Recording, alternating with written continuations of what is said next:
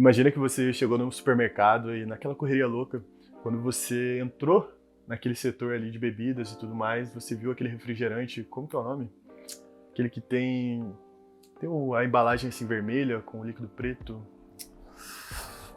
É, esse mesmo que você acabou de pensar. Esse processo da gente concluir as coisas sem ter todas as informações foi algo que eu parei para refletir recentemente. Eu tenho estudado muito sobre a questão de narrativa visual. E calma, eu já vou explicar como que essas coisas se conectam. Então, o Fidel, que é um diretor de fotografia assim muito foda, que eu admiro muito, inclusive sugiro, caso você ainda não conheça, vou colocar o arroba dele aqui para você conhecer o trabalho dele. Ele indicou uma leitura de um livro chamado Desvendando Quadrinhos, que explica sobre como as histórias em quadrinho funcionam. E elas usam muito desse recurso, instigam muito esse processo que o nosso cérebro faz. Ou seja, entre um quadrinho e outro, esse espaço é o que eles precisam para que a gente tome as conclusões que a gente deseja. Então é muito interessante porque talvez uma história em quadrinho seja diferente para cada pessoa, sabe? Então eu passei a olhar as histórias em quadrinhos de uma outra perspectiva, inclusive com muito mais admiração sobre todo esse processo que eles conseguem fazer.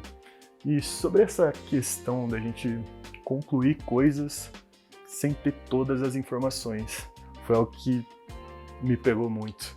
Por quê? Porque será que a gente não faz isso em outras áreas da nossa vida? Por exemplo, na comunicação. Agora está passando um carro fazendo um belo de um anúncio. Eventos RH. E voltando aqui ao que eu estava falando, e se a gente não faz isso em outras áreas da nossa vida, como por exemplo a relação de comunicação, você está discutindo com alguém e você se sente ofendido de alguma forma com o que a pessoa disse ou como aquela pessoa falou algo, automaticamente você conclui com toda a certeza do mundo que aquela pessoa tinha a intenção de te magoar, que ela tinha a intenção real de te ofender.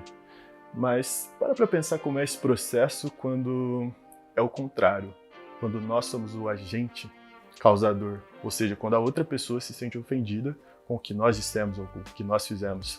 Então a nossa primeira reação é tipo, desculpa, mas realmente não era minha intenção te magoar, ou desculpa, eu não queria te magoar, não queria te ofender.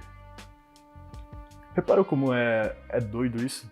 Quando se trata do outro, é a pior pessoa do mundo. Tinha a real intenção de nos ofender. Mas quando somos nós, aí nós de fato não tínhamos a intenção. Por quê? Porque nós sabemos qual era a nossa intenção. Mas nós nunca sabemos, exceto que a gente pergunte à pessoa qual era a real intenção dela. Então, olha que loucura.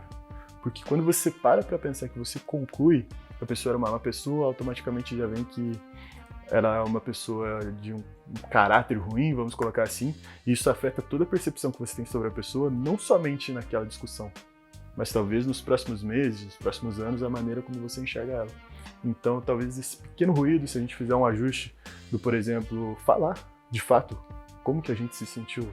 Olha, eu me senti de tal maneira com o que você disse, ou com o como você disse, porque tem essa também, né? Muitas vezes não é o que, de fato, a pessoa falou, mas sim o como ela falou, que às vezes te ofende. E muitas vezes não é a intenção da pessoa. Então, se a gente fizer esse processo de parar para pensar e entender esse lado do outro, entender de repente até mesmo o que levou aquela pessoa, porque com um background diferente, com estímulos diferentes durante a vida, talvez a maneira como ela falou, o que ela falou, não seja o fim do mundo, talvez seja algo normal.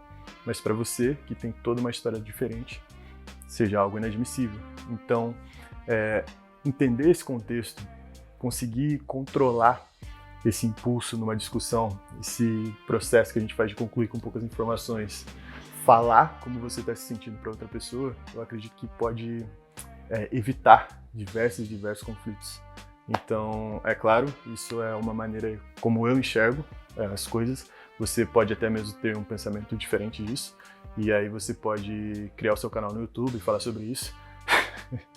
Sacanagem, mas você pode comentar aqui se você pensa diferente, ou até mesmo se você compartilha dessa ideia. Comenta aqui no vídeo do YouTube, ou você também pode me enviar uma DM lá no Instagram, eu vou colocar o meu arroba aqui, e vai ser incrível trocar essa ideia com você. Então, queria trazer esse ponto, foi uma reflexão que me veio através das histórias em quadrinho, um processo que a gente utiliza lá, para estimular o leitor a se envolver na narrativa, mas como que a gente também traz isso, às vezes, na nossa comunicação diária com o outro e como isso pode afetar diversos relacionamentos. Então comenta aqui ou comenta também lá no meu Instagram, vai ser incrível trocar essa ideia com você. Já é? Valeu? Tamo junto!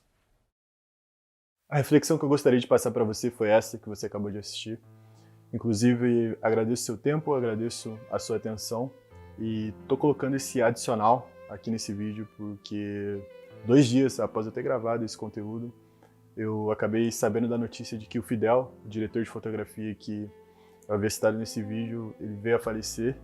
Então foi uma notícia assim, que impactou muito, porque apesar de eu ter tido um contato direto com ele através das redes sociais, e também mais recentemente é um cara que eu acompanho há 2 anos. Então é uma referência muito grande e a partir do momento que eu tive contato, inclusive agradecer ao Cezinha, que foi quem fez a mentoria em prol do Rio Grande do Sul, onde eu pude ter um pouquinho mais de contato com o Fidel.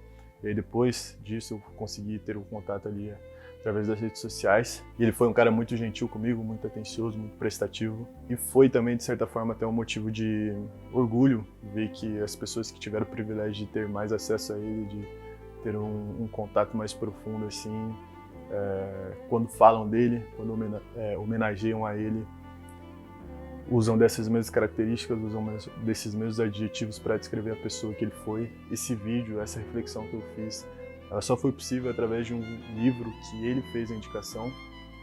Infelizmente eu não vou poder voltar a trocar ideia com ele, compartilhar os aprendizados que eu venho tendo e não vou poder ter o privilégio e a honra de compartilhar um set com ele. Vou daqui na minha caminhada seguir buscando aprender muito, buscando sempre conhecimento, que é algo que ele pregava bastante, até mesmo como uma forma de manter o legado dele vivo. Então eu quero deixar esse vídeo aqui como a minha homenagem ao Fidel, uma forma também de agradecimento ao que ele compartilhou comigo, a atenção que ele teve, a essa representatividade toda que ele tem dentro principalmente do mercado audiovisual e também desejar boas energias para a família, para os amigos, para as pessoas que tiveram esse privilégio de ser mais próximas a ele. Então fica aqui a minha homenagem e também os agradecimentos a esse cara que foi muito, muito foda, Fidel Bot.